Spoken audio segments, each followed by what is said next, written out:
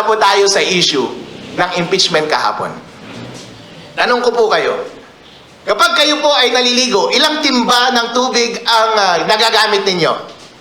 2 timba? Pagkatapos ninyong maligo, di ba wala nang laman yung timba? Pero sinasabi mo ba pagkatapos mong maligo, pagkatapos na yung laman ng timba, masasabi mo pa rin bang meron kang 2 timba ng tubig o wala na? Wala na, hindi ba?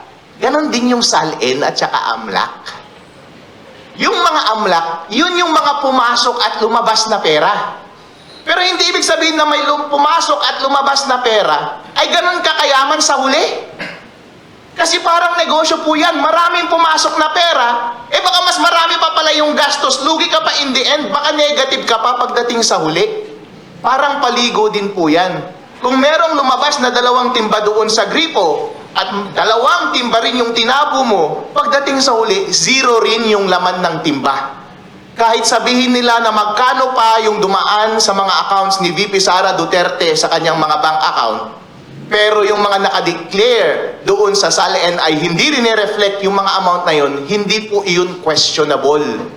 Reasonable po iyon. Dahil ang sinusukat ng mga transaksyon ay yung flow ng pera, pero hindi yung natirang pera. Ang sinusukat ng SALN ay yung snapshot, yung natirang pera. For all we know, ang daming mga transaksyon, mga negosyo at mga tao sa Pilipinas na mas malakas gumastos kaysa tumanggap ng pera. Kaya understandable po na baka hindi magtapat yung amount na nasa transaksyon mula sa AMLA at doon sa SALN. Ngayon po doon sa impeachment. Sa impeachment po, kailangan mong patunayan yung mga offense na nakomit ng impeachable officer. Noong ipinakita nila yung mga AMLAC transaction, yung mga SALN, ano yung mga offense na tinutukoy mo? Wala naman, gumagawa ka lang ng intriga. Masasabi mo bang graft and corruption? Hindi mo naman dinescribe yung nature ng mga transaction. Sinasabi mo na kulang yung laman ng SALN, wala ka namang dinescribe na hindi na-declare or saan kinuha yung pera, or illegal yung pinanggalingan ng pera. Kung baga, nang iintriga ka lang, malisyoso ka lang. Kung titignan mo lahat ng mga information na yan, walang mali po. Hindi po sapat yung mga facts na yan para mag-establish ng elements of the crime nga eh. Kung titignan ninyo yung House rules, kailangan doon sa pagboto, ultimate facts, tapos reasonable grounds na makonvict or probable cause na makonvict. Ibig sabihin, kailangan mong ilista lahat ng element, lahat ng facts, at kasama dun sa facts na yun, yung elements ng offense.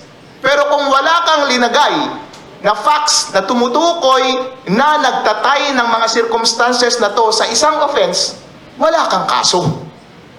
Puro circumstances lang ang pinakita mo. Kaya ngayon, mula doon sa complaint hanggang doon sa hearing nila ngayon, wala silang tinukoy na specific offense na illegal, na may nangyaring bribery o corruption or consideration ng palitan ng pera na unlawful. Wala.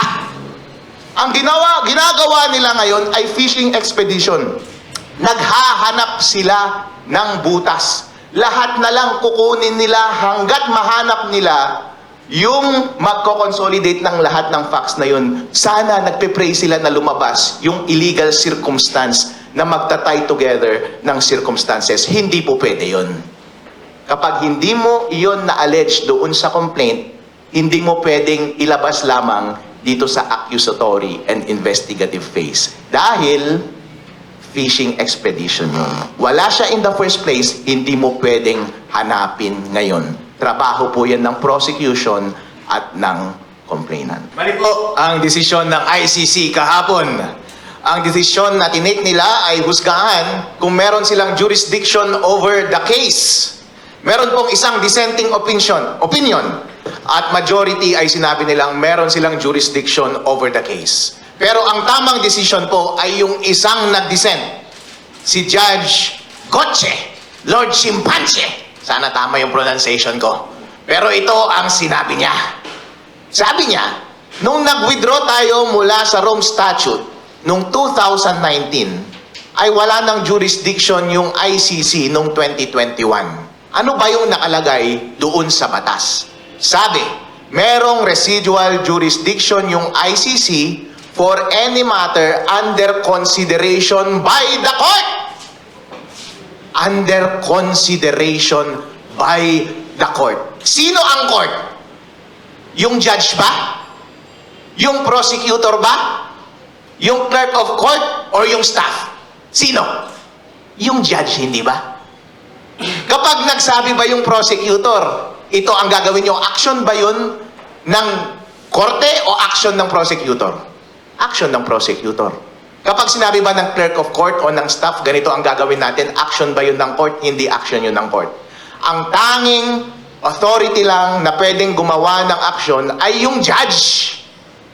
Kaya noong 2021, doon lamang nag-act yung mga judge. Doon lang nila inauthorize ang investigation 2021. So doon lang kinonsider ng court yung matter. Pero, member ba tayo nung 2021? Hindi. Dahil nung 2019 pa lang, hindi na tayo member. Parang corporation din yan eh. Ang sabi kasi ng majority sa decision ay, merong isang provision dun sa Rome Statute na sinasabi, the court shall be composed by the chambers, the prosecutor, the registry, and the presidency. Sabi nila, kasama sa court yung prosecutor. Tama ba yun? Mali yun. Dahil ang korte ay yung judge lamang. Ano ang kapareho niyan? Parang korporasyon lang yan ng Pilipinas. Ano ba ang isang korporasyon? Board of directors, employees, director and officers, staff.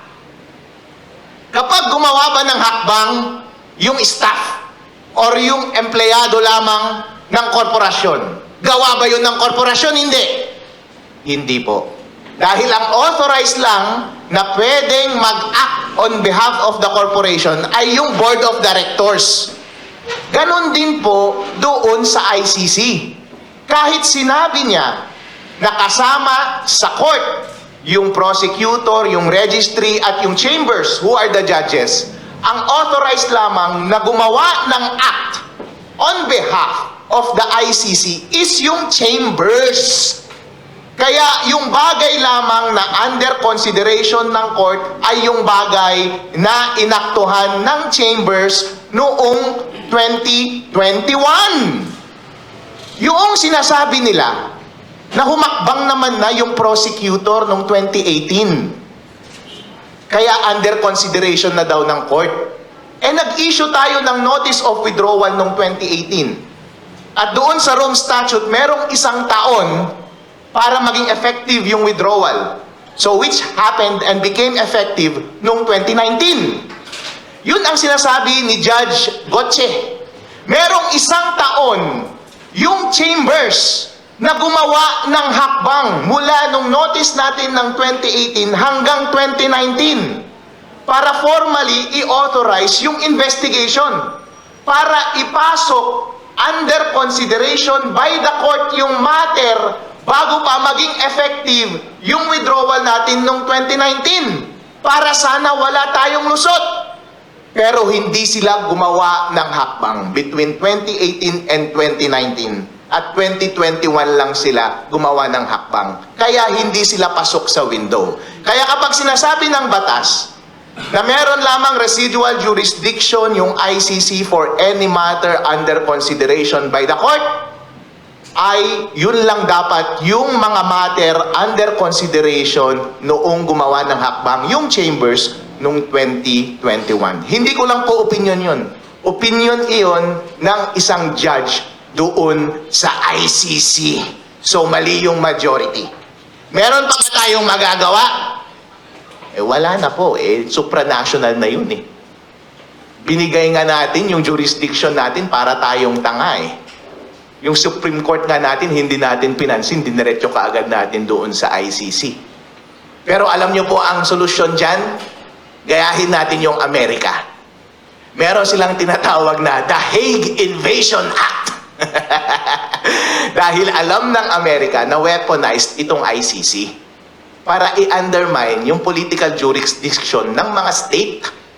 At alam ng Amerika na pwedeng pakialaman ng mga nagmamagaling sa ICC yung mga internal politics ng isang bansa at hindi papayag dapat ng isang bansa na ganun ang mangyari.